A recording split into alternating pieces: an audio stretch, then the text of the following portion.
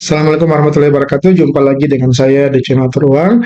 Kali ini kita akan kembali share tentang teknik ya atau cara di dalam menilai atau memvaluasi suatu saham dengan secara fundamental, yakni dengan indikator PER atau Price Earning Ratio. Ini merupakan indikator yang paling familiar ya dan paling banyak digunakan oleh para analis di dalam melihat atau di dalam memilih satu saham apakah layak untuk dibeli, baik untuk ditradingkan ataupun diinvestasikan.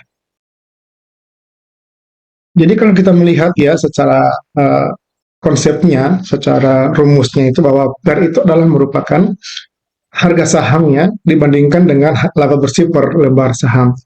Jadi nilai ini diperoleh dengan cara membandingkan nilai harga saham yang berlaku di bursa itu dengan laba bersih yang diperoleh oleh perusahaan pada waktu tertentu. Biasanya pada kuartal atau pada tahun tertentu.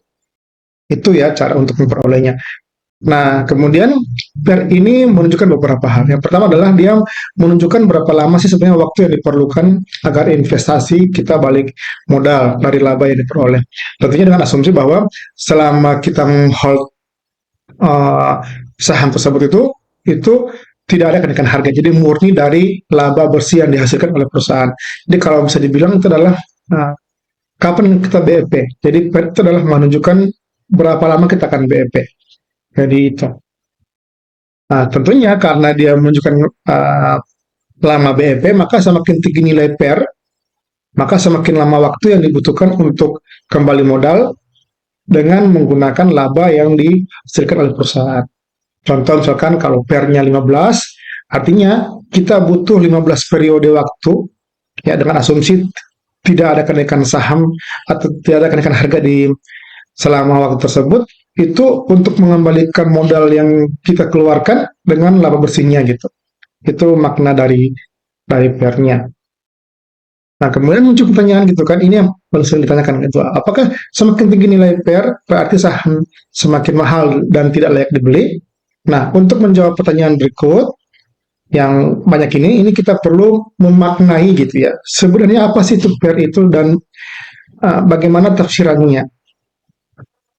Yang pertama adalah kita harus ingat bahwa PER merupakan salah satu indikator valuasi yang bersifat relatif. Ya, dia tidak absolut. Kenapa dia relatif? Ya karena salah satu komponen pembentuknya adalah harga saham di pasar. Seperti yang kita sudah lihat di depan ya bahwa PER merupakan harga pasar dibagi dengan laba bersih per saham dasarnya. Nah, sedangkan harga saham ini sifatnya itu fluktuatif. Dia selalu bergerak ya terbentuk karena adanya persepsi dari para pelaku pasar. Itu harga pasar itu gitu. Jadi dia turun naik, dia fluktuasi setiap saat, setiap hari, setiap menit, detik, ya, dia akan selalu berubah tergantung dari bagaimana persepsi para pelaku pasar yang ada di dalam pasar sendiri gitu. Nah, kalau pelaku pasar sangat optimis itu, maka harga itu akan naik, ya, sehingga nantinya juga akibatnya PER juga akan naik. Kenapa PER akan naik? Ya, karena tadi tidak ada perubahan laba. Dengan asumsi tidak ada perubahan laba, maka kenaikan harga di pasar maka akan mendorong kenaikan nilai PER-nya. Demikian pula sebaliknya ya. Jadi jika para pelaku pasarnya itu sangat pesimis, maka harga pasar akan turun sehingga PER juga akan turun. Itu gampangnya ya. Nah, dengan demikian ya, hal penting ya untuk kita ketahui bersama itu, jadi kenapa suatu PER itu tinggi atau rendah, alih-alih kita memutuskan apakah dia mahal atau tidak, itu kita harus tahu sebenarnya gitu ya. Kenapa uh, pasar menjadi sangat optimis? Ya, kalau kita untuk melihat, jadi misalkan gini, jadi jika ada satu perusahaan yang dijual dengan PER yang sangat tinggi, sebelum kita memutuskan apakah ini saham sudah terlalu mahal atau masih murah gitu ya, kita harus tahu dulu gitu alasan kenapa pasar ini sangat optimis sehingga mengapresiasi sangat tinggi saham tersebut. Itu yang hal penting sebenarnya ya gitu. Gitu. Apakah optimisnya pasar ini karena betul atau didukung dengan fundamental yang betul memang bagus, atau jangan-jangan karena alasan lain, katakanlah karena rumor atau karena sentimen-sentimen yang berita positif dan seterusnya. Itu itu adalah hal penting. Sehingga nantinya kita bisa tahu gitu bahwa apa alasan yang membuat pasar optimis. Kalau memang dia karena fundamental, berarti ya it's okay ya. Jadi saham bagus, maka investor atau para pelaku pasar berburu terhadap tersebut, maka dia akan mengapresiasi harga saham tersebut. Itu wajar. Tapi kalau misalkan saham fundamentalnya tidak bagus, ya rugi katakanlah seperti itu, tetapi kemudian nilai pernya tinggi, ya ini kita perlu curiga. Gitu. Kita perlu hindari saham-saham seperti ini. Gitu. Nah, karena pernya sifatnya relatif, yang tadi ya, karena dia sifatnya tadi fluktuatif, bergantung dengan harga perusahaan, harga saham gitu maksudnya, maka penggunanya itu sebaiknya dibandingkan dengan perusahaan lain yang satu sektor. Ya, jadi dia jangan hanya kita menganalisa per satu perusahaan saja, tapi juga dibandingkan dengan perusahaan lain yang satu sektor. Dan juga ya, nilai per juga sebaiknya dibandingkan dengan nilai per sektoralnya. Contoh misalkan kalau kita ingin ambil perusahaan yang di bidang infrastruktur, ya kita bandingkan dia dengan saham-saham yang di satu sektor, katakanlah yang di sektor yang sama, ya sama-sama infrastruktur, dan juga kita bandingkan dengan nilai per sektor infranya gitu. Sehingga nantinya kita bisa lihat bahwa saham yang memiliki nilai per lebih rendah dibandingkan dengan nilai per sektoralnya itu, maka bisa kita perhatikan. Karena berarti dia masih dihargai dengan relatif murah dibandingkan dengan perusahaan-perusahaan lain yang satu sektor. Itu cara kita untuk menggunakan nilai PER. Jadi jangan, sekali lagi ya, jangan menggunakan PER secara sendiri. Artinya hanya melihat PER satu perusahaan saja trennya, tetapi tidak membandingkan dengan perusahaan lain yang sejenis ataupun dengan sektoralnya. Itu harus itu atau sebaiknya seperti itu. Nah, kita lihat contoh ya, kita lihat contoh untuk analisa PER. Jadi ada 3 tahapan ya di dalam analisa PER. Yang pertama adalah kita lihat sendiri bagaimana tren PER dari perusahaan itu.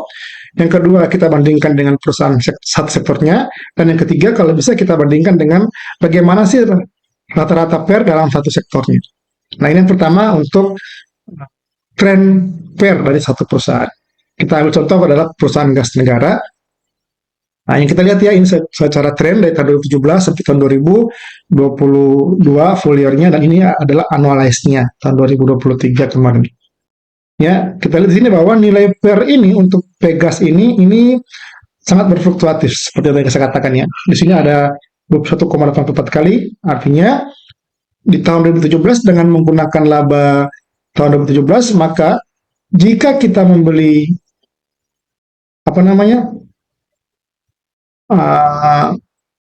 Pegas ini di tahun 2017 dengan menggunakan laba di tahun 2017, maka dia akan kembali modal selama 21 tahun. Ya, dianggap tidak ada perubahan selama itu gitu. Kemudian di tahun 2022, tahun full year-nya itu 8,3 kali. Artinya dengan menggunakan laba di tahun 2022, maka kalau kita membeli Pegas ini dan diasumsikan tidak akan terjadi perubahan laba sampai ke depan, maka modal yang kita keluarkan di tahun 2022 itu akan kembali selama 8,3 tahun. Nah, sepanjang ini kan kita tuh dia berubah. Ya, kenapa tadi sifatnya relatif? Karena tergantung dari harga dan tergantung dengan laba yang diperoleh pada tahun tersebut. Jadi wajar ya. Betul. Nah, dari analisa tren ini kita bisa lihat apakah nilai PER yang saat ini itu lebih rendah dari rata-ratanya atau justru lebih tinggi dari rata-ratanya. Nah, terlihat ya bahwa untuk Pegas ini nilai PER-nya itu semakin ke sini semakin menurun ya, ada tren menurun ya. Nah, di mana tahun 2017-2018 itu menurun, kemudian sini meningkat lagi ya, meningkat jadi 55, itu sangat mahal ya. Kemudian dia di sini minus. Nah, PER di sini minus itu artinya dia perusahaan sedang merugi. Ya, sedang merugi itu net profitnya merugi. Kemudian tahun 2021 sampai ke sini itu di kisaran 7,68 kali. Nah, dari analisa tren ini kita lihat bahwa Pegas per tahun 2023 ini ya dengan menggunakan annualized-nya itu diperoleh nilai PER sebesar 6,71 kali gitu. Artinya dia lebih rendah dari nilai PER secara rata-rata. Cukup murah. Yang kedua adalah kita membandingkan dengan perusahaan satu sektornya. Nah, saya sini coba ambil ya, saya coba bandingkan antara Pegas, Indika Energi, Elnusa, PTBA, dan ITMG. Nah, sini kita lihat bahwa nilai PER ya, dengan menggunakan tahun yang sama ya, ini analyze tahun 2003, kita lihat bahwa nilai PER Pegas ini itu lebih tinggi dari 4 perusahaan lain. Ya. Indi sebesar 4,08 kali, Elsa 5,1 kali, PTBA 5,7 kali, dan ITMG 3,45 kali. Ya. Dari sini pun terlihat bahwa dari 5 perusahaan yang kita bandingkan ini, ITMG merupakan perusahaan yang memiliki nilai PER yang terendah. Artinya lagi bahwa dari 5 perusahaan ini, maka Pegas dikatakan sudah masih relatif lebih mahal ya dibandingkan dengan 4 perusahaan lain yang cukup besar ya yang sejenis.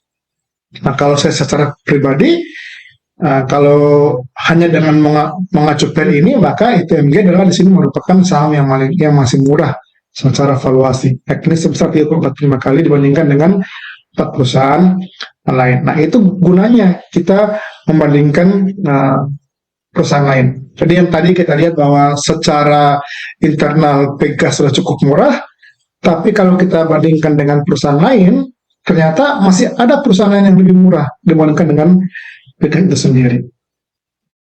Kemudian yang ketiga, bagaimana dengan kondisi sektoralnya? Nah, ini saya menggunakan data secara sektoral, di mana Pegas karena dia merupakan di sektor energi, maka diperoleh nilai PER untuk sektor tersebut adalah sebesar 6,78 secara ratanya gitu.